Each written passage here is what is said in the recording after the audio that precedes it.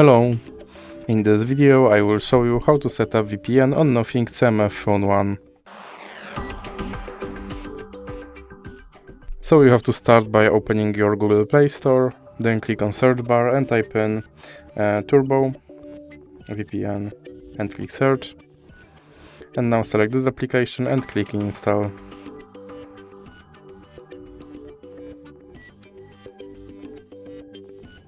Now you can click open and click on agree and continue.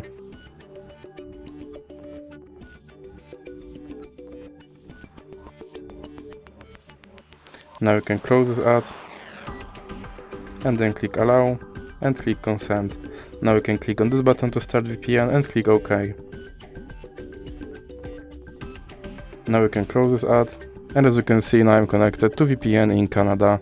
So that's it for this video. If you liked it, please remember to leave a like and subscribe.